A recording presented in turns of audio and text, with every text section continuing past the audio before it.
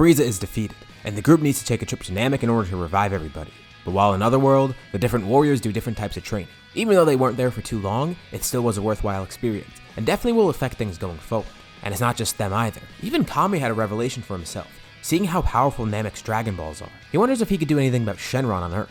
We'll be discussing all that and more in this part 5 of What If the Z-Fighters Broke Their Limits. Now that he's back on Earth, Kami looks more at the Dragon Balls, wondering if he could change them somehow. Everyone here has grown stronger, surpassed him. People who were formerly students are now way above him, and it makes him think to himself. He hasn't really changed much. As the Guardian of Earth, there could be better ways for him to protect it. He does want to upgrade the Dragon Balls, but even if he does try to upgrade them, Shenron really can't surpass his power.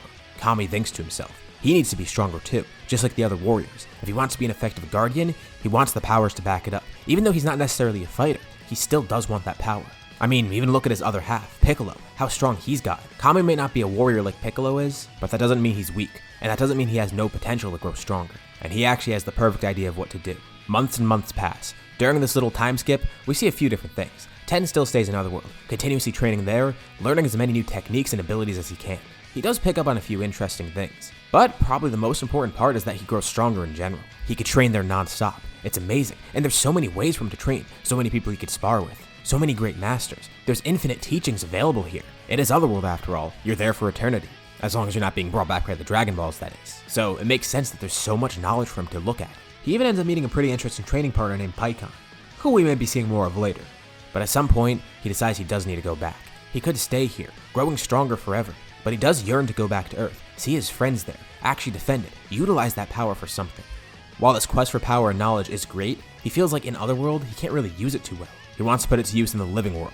I mean, he will be back here someday anyways, so it doesn't matter if he leaves right now. And who knows, maybe he could be alive and come back here too.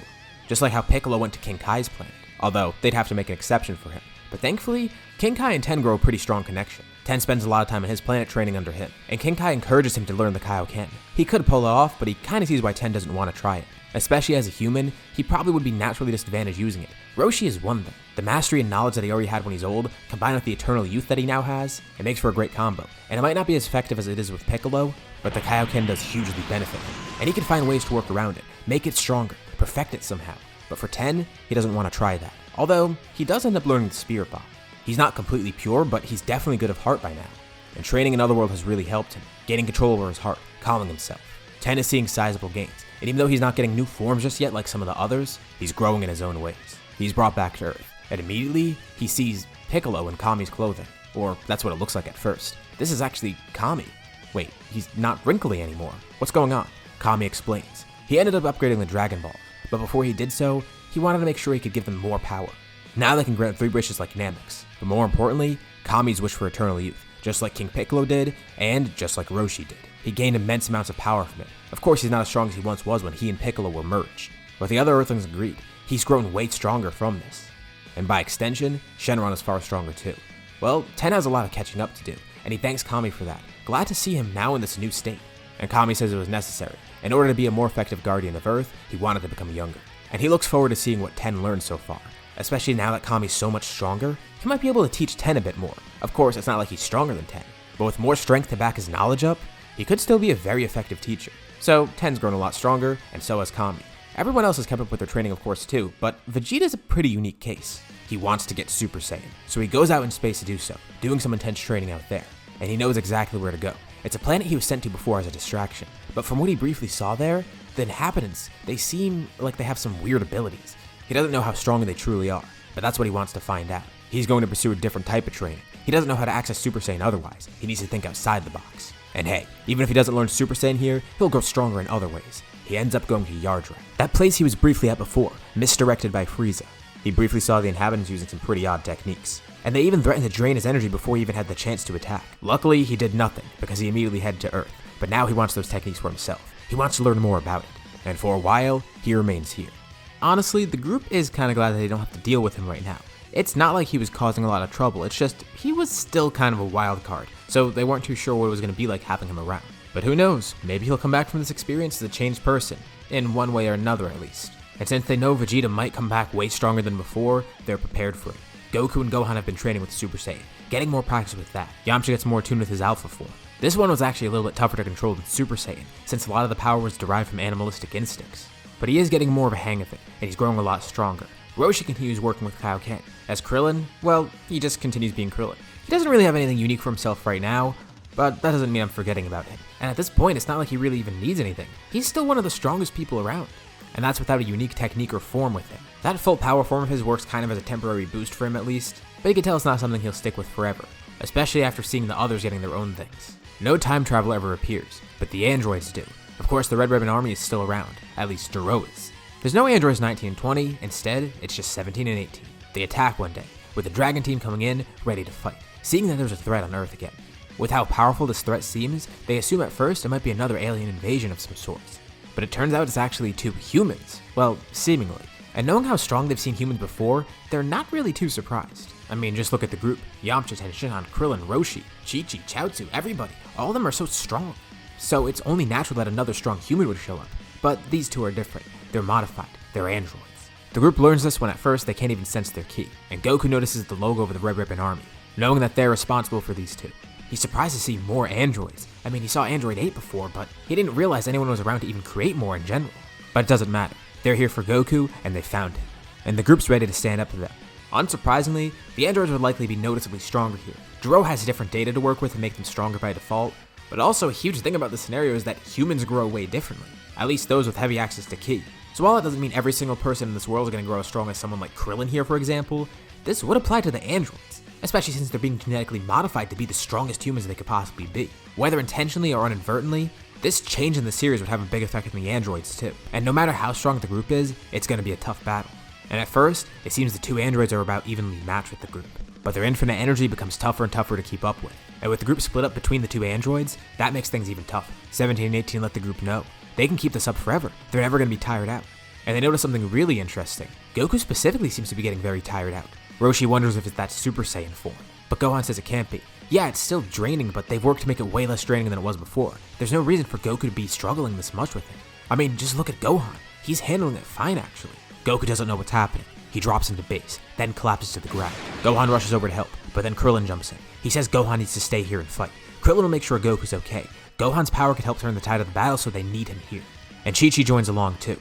She does want to stay and fight and make sure everyone else is okay, but surprisingly, she agrees with Krillin. Gohan should stay behind. He's one of the stronger people in the group, and she tells Gohan he'll help them. He's a key reason for them to have the potential to win here. Reluctantly, Gohan agrees, staying back as Krillin and Chi-Chi take Goku away, trying to figure out what's going on with him. Kami's watching from the lookout. He would love to join in the battle too, but even with his power increase, he still might not be strong enough to help here, and he'd be putting everyone else at risk by doing so. He can't risk them losing the Dragon Balls again, but there is a way he can help out here. He teleports down to the surface, grabbing Goku, Chi-Chi, and Krillin and taking them up to the lookout, trying to figure out what's going on with Goku and see if he could fix it somehow. When he regained his youth, he gained a lot of other strange abilities. Mainly, powered up versions of things that he used to have before, or other latent Namekian abilities. He might even be able to heal Goku, he's not too sure though. Especially because they don't even know what's causing this in the first place. On the battlefield, Tien turns to Yamcha. He has an idea of how to win here. He knows a technique they could use, something that could significantly turn the tide of the battle. But the issue is, he needs to buy some time. Before with Goku here, they might have been able to do so, but Goku got dropped out of the battle too quickly.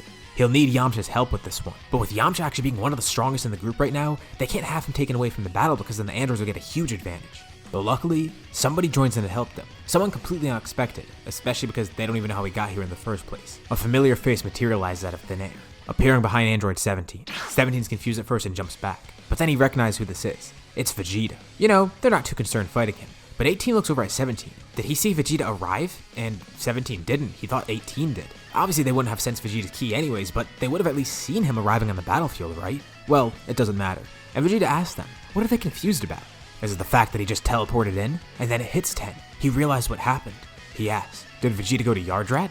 And Vegeta's surprised that 10 even knows about that. He remembers in Otherworld hearing of some technique that allowed people to teleport, but he was never able to find anybody from Yardrat to try and learn this technique. But seeing what Vegeta just did, he must have done that. Vegeta sarcastically congratulates him for noticing. That's exactly what he did. But that's not the only trick he picked up on. He sensed this battle going on and wondered what was happening. And 17 actually takes the opportunity to explain. They were here to kill Goku. They're engineered to be the strongest warriors they can be. And Vegeta gets a kick out of this. Really now. They won't be stronger than him though. And if anything, Kakarot's his prey, not theirs. He powers up, transforming into a Super Saiyan, much to the surprise of everyone else, especially Gohan. He knew Vegeta was trying to pursue it, but didn't know he actually obtained it. And 10 realizes, this is perfect, exactly what they needed. He looks over at the rest of the group. Gohan seems to be fine. Vegeta's at peak performance right now, and Roshi's a little bit worn out from using Kaioken on and off, but he's fine. Especially since Piccolo keeps checking in on him, making sure he's alright with it, knowing how draining the technique can be for everyone else. Tien asks Roshi, make a distraction, it doesn't matter how, just help Vegeta and Gohan, and Roshi nods, saying he'll do whatever he can. Then Yamcha asks, what does he have in mind? And Tien asks Yamcha, how well could he dance? Wait, dance? While in Otherworld, Tien learned a very interesting technique, one that allows two people to fuse, but they need to be of a similar power and a similar height, and it requires a certain dance, although if they do mess it up, then the fusion will fail and it'll just backfire if anything. But Yamcha would be the perfect fusion partner. They're around the same size, and even though Yamcha would have to lower his power a bit, they would be at a similar level if they did so. He wanted to try and teach this to the group someday, because Yamcha, Goku, and Roshi could really benefit from it, being around a similar height and power. Hell, even though Vegeta's a little bit short, maybe he could too. Tien isn't too sure how lenient the dance is, he hasn't really tested it out yet, but it should work perfectly between the two of them, and he shows Yamcha how to do it. Yamcha's terrified though. What happens if they screw it up?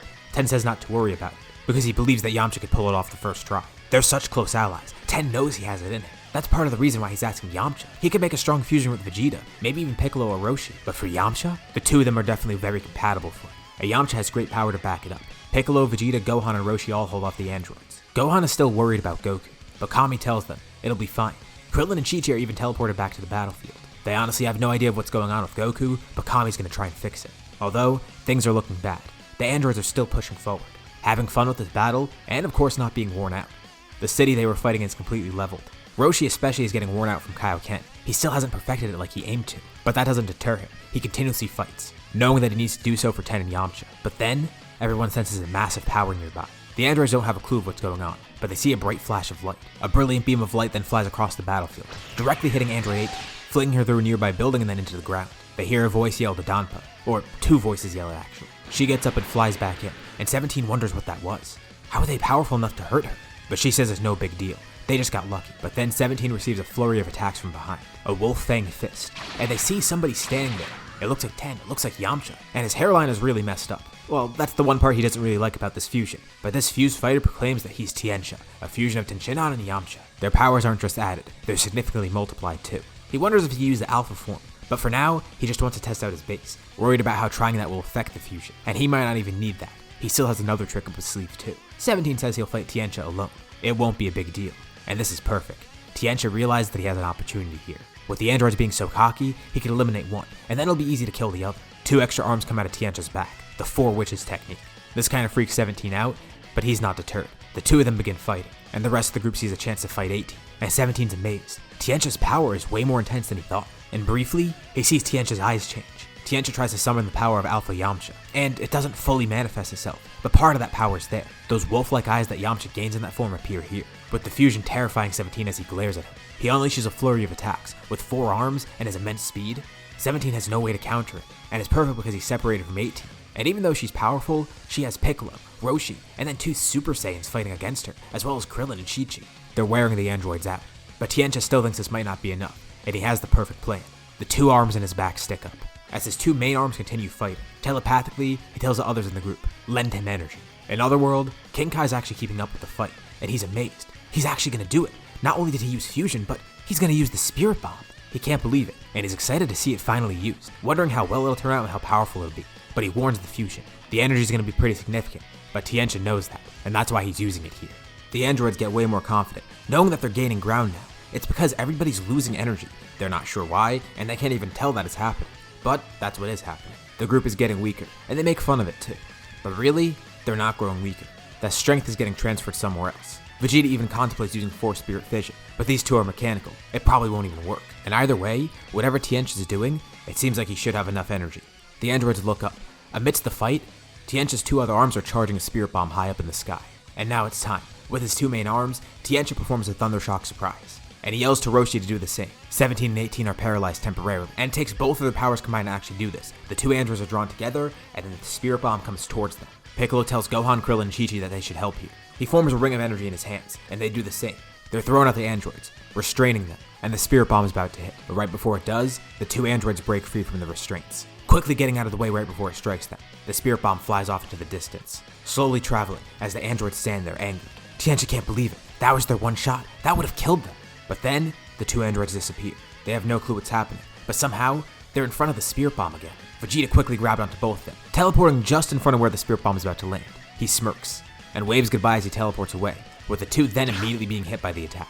The two androids are destroyed completely by it, with the spirit bomb flying out into space. Well, Vegeta kinda came in clutch there. Again, that was the second time he helped out here. He tells them to save their thanks.